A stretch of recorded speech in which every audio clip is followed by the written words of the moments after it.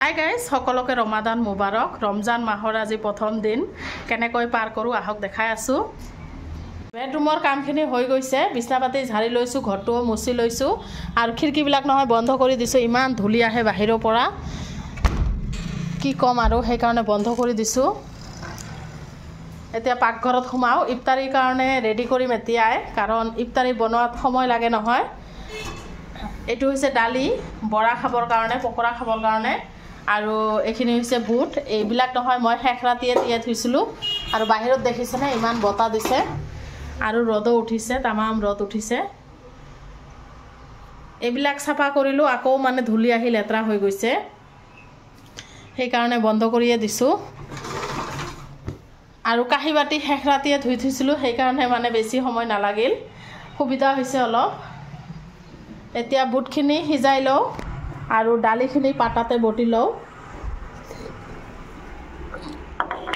তাৰপিছতহে গা চা ধুম। এতিয়া 11টামান বাজে।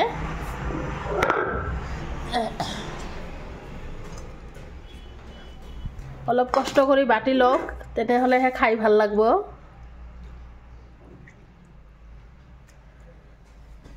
এইবিলাক ৰেডি কৰি আহি আছোঁ আৰু লৈ আহিছে তৰমুজ, এইটোও কাটি থৈ দিম।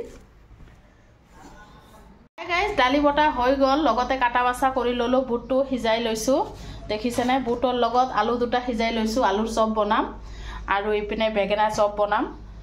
লগতে পিঁয়াজ জলকীয়া কাটি লৈছোঁ আলুৰ চপৰ কাৰণে, বুটৰ কাৰণে, বৰাৰ কাৰণে।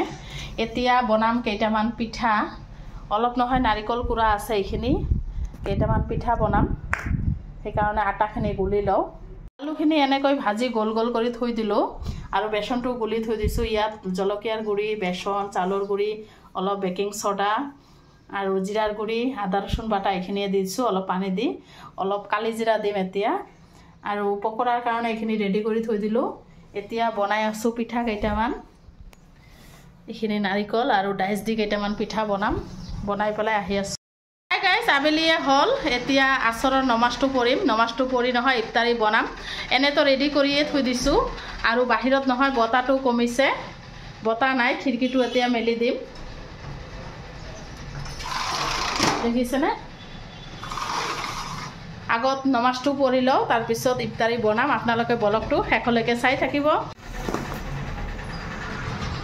এটা এটাকৈ ইফতাৰী বনাই লওঁ। এইপিনে বুটটো ভাজি আছোঁ আৰু এইপিনে পিঠাকেইটা ভাজি আছোঁ, তাৰপিছত বৰা চৰাবিলাক ভাজি লওঁ। প্ৰথম ৰজাতে বহুত ধৰণৰ আইটেম বনালোঁ। পিঠা হৈ গ'ল, বিৰিয়ানী অলপ বনাইছোঁ, সেৱৈ অলপ, বুট, লগতে পকৰা আছে 3 ধৰণৰ, বেঙেনা চপ, আলুৰ চপ, এনে পকৰা, ফল মূল আছে। এতিয়া ইফতাৰী কৰি লওঁ, আপোনালোকক নেক্সট ব্লগত দেখাই আছোঁ, কাৰণ আজান দিছে, আমি সকলোৱে বহি ইফতাৰী কৰি আছোঁ।